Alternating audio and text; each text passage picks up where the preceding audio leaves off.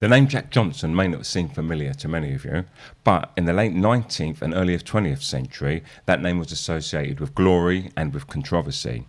People, especially boxing connoisseurs, considered, and some still considered him, to be a true boxing legend. I'm the OBG. So, who is Jack Johnson?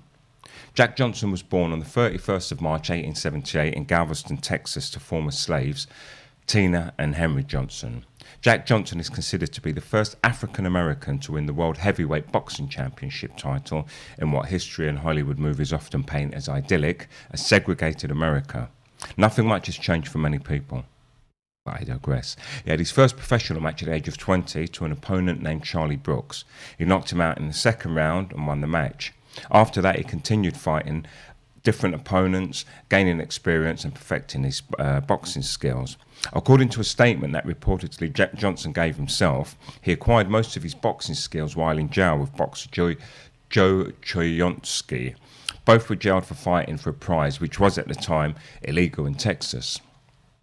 Living and building his boxing career during the Jim Crow laws, one can assume that Jack faced many tough challenges outside of boxing. He spent the first 10 years fighting only African Americans, as no white boxer wanted to fight against him. And this was for reasons both that he was a superb fighter and they were afraid of him, also that black and white boxers weren't allowed to mix at the time, and if there was a loss to a black man, it would have been very embarrassing.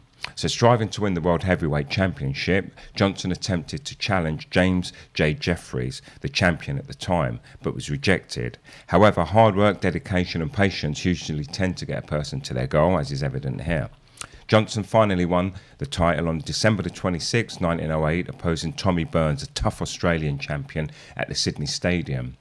Johnson's win apparently enraged white supremacists, which brought to the fore the Great White Hope movement, the search for a white boxer who will strip his title away. Echoes of this are still prevalent today.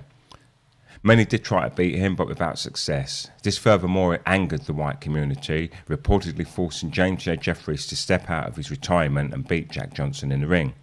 Finally, on July the 4th, 1910 in Reno, Nevada, Johnson faced Jeffries in what was to be called the fight of the century.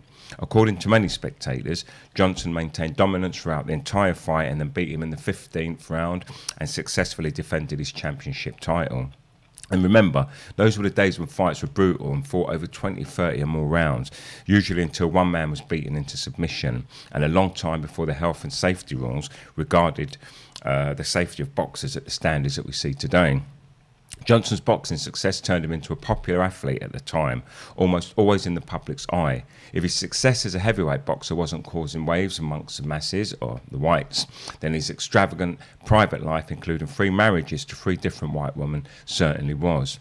He was even sentenced to a year in prison by a jury consisting of all white members in 1913 for transporting white women across the border. He escaped, but returned and surrendered in 1920. After several proposals on account that the accusations are believed to be due to racial intolerance, it was actually Donald Trump who finally posthumously pardoned him in 2018. As documents and stories tell us, Johnson's path to success and glory wasn't easy, but then again, all the great ones usually aren't.